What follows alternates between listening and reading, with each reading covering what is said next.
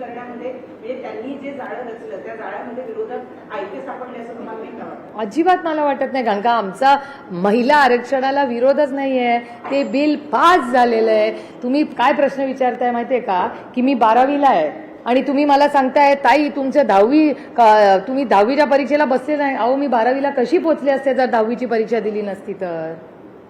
महिला आरक्षणाचं bill pass झालेलं आहे. महिला आरक्षणाचं बिल 2023 मध्ये पास एक मतांनी झालेलं आहे. म्हणजे मी 10वी पास झाल्याशिवाय मी 12वीत कशी जाईन असं मी अजिबात म्हणत नाहीये. असं मी म्हणत नाही. माझी तयारी आहे. माननीय मुख्यमंत्री म्हणतील ती जागा, माननीय मुख्यमंत्री म्हणतील ती वेळ, कारण का ते माझ्यापेक्षा जास्त व्यस्त आहेत. त्याच्यामुळे ते म्हणतील ती वेळ विनम्रपणे, आमच्यापैकी कोणीही विरोधक म्हणून नाही, पण देशाला वास्तव कळलं पाहिजे. कारण का महिला आरक्षणाला विरोधच नाहीये ना. बिल पास झाले. अहो बाळ तुमचं 10वी पास झालेलं आहे ऑलरेडी. ते 12वीत गेले आणि 12वीत तुम्ही विचारताय 10वीचं सर्टिफिकेटच नाही. अरे मग मी 12वीत 11वी 12वी केली कशी जर 10वीत पास. अरे काय विषयच नाही ना, कारण का डिबेटच नाहीये. जर माननीय मुख्यमंत्री मला म्हणाले तुमचा महिला विरोध आहे, मी म्हणेन अहो आम्हीच एकमताने बिल पास केलं, तुमच्याच सरकारने आमचे आभार मानले बिल पास करताना. जरा डिबेट. ते महिला आरक्षणाचा बिलचा विषयच नाहीये. विषय फक्त डिलिमिटेशन बद्दल सीमित आहे.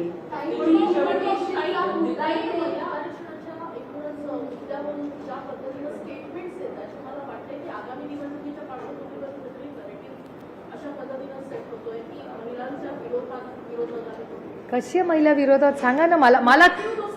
अरे नाही कुठलं काय, एवढं जर असतं तर विधेयक पडलं असतं का? एवढी तयारी का नाही केली मग सरकारने? त्यांच्या अलायन्सला विचारा ना, मला कशाला. आणि ऑन रेकॉर्ड नका विचारू, ऑफ रेकॉर्ड विचारू. ऑन रेकॉर्ड बोललं ते एजन्सीज एकदम ऍक्टिव्ह होते. आंदोलन जन आंदोलन उभारणार, सगळ्या महिलांमध्ये या संदर्भात जनजागृती करणार आहेत की कशा पद्धतीने मला मनापासून आनंद आहे जर भारतीय जनता पक्ष एक जन आंदोलन उभं करणार असेल तर चांगली गोष्ट आहे. ह्याचा अर्थ लोकशाहीमध्ये टिकते अजून थोडे दिवस. जन आंदोलन उभं करणार असतील तर त्यांनी करावं, गैर काय त्याच्यात. म्हणजे एका सत्तेमधल्या पक्षाला विरोधकांच्या विरोधात जन आंदोलन उभं करावं लागतंय आणि कशावर? म्हणजे जो विषयच नाहीये त्याला जर विषय करायचा असेल तर गुड लक टू देम.